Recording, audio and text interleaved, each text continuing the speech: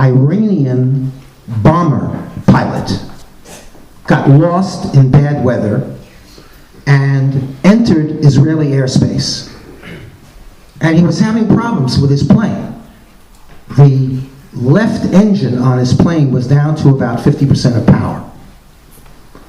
And he said, hello, this is Mayday, this is Iranian pilot 152. I'm having difficulties. I've lost half the power in my left engine. Can someone give me instructions? Hello, this is the air traffic controller in Tel Aviv. Are you ready for instructions? He says, I don't take instructions from Jews. He clicks off. 5 minutes later, his left engine is kaput, and his right engine is only working at 50% of power. He says, Mayday, this is really serious, I need instructions. Is there anybody out there? Silence. He says, no, I mean it. Look, is there anybody out there? I will talk to anybody. This is the air traffic controller in Tel Aviv. I have you in my radar. Are you ready for instructions? He says, yes. He says, are you sure? He says, yes. Then repeat carefully after me. Yiskadal, Yiskadash.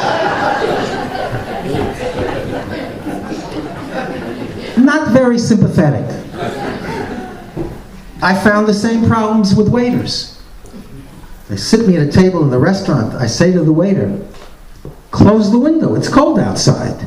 He says to me, and if I close the window, it's going to be warm outside. And I was sitting with a friend, and I looked at the silverware, and I realized it's not as clean as I would like. And we had ordered our food, and we had ordered tea.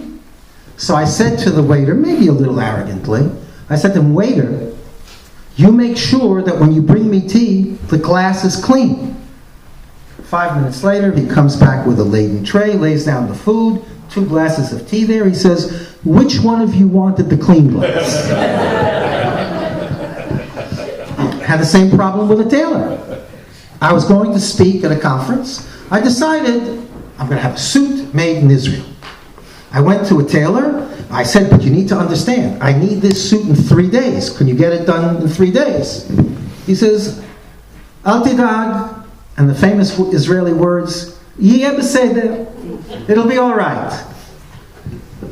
3 days later, I'm in my hotel room, no suit. I figured, what am I going to do? I went with my American clothing, gave the talk. 2 weeks later, there's a knock on my hotel room. I open the door, the tailor is there. In one hand, he's got the suit. In the other hand, he's got a bill. I take a look at the bill. I say, Shetitbayesh lecha. You should be ashamed of yourself. First of all, at least you could have given me a discount. You were supposed to be here 11 days ago. Because I don't know. I don't understand. It took God less than a week to make the whole world. It takes you 2 weeks to make a suit. He said to me, look at his world and look at my suit.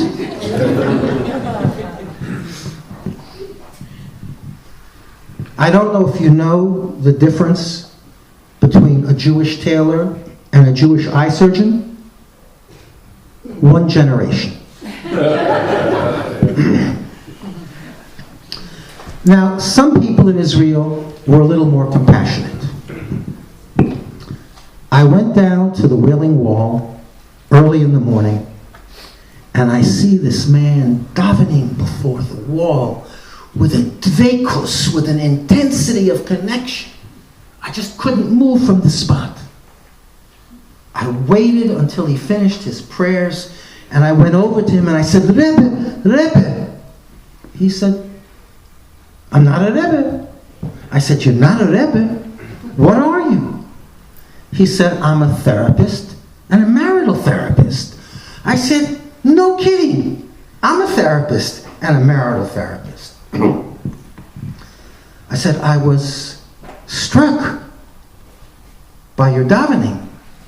He says, well, I come here to ask God to end conflict between husbands and wives. I said, is there some reason why today, of all days, you chose to do that? He said, today? What are you talking about? I've been doing this for over 40 years, ever since we got the wall back from the Jordanians. I said, far out. That's really incredible. You've been coming here for 40 years begging God to end conflict between husbands and wives. Tell me, what does that feel like?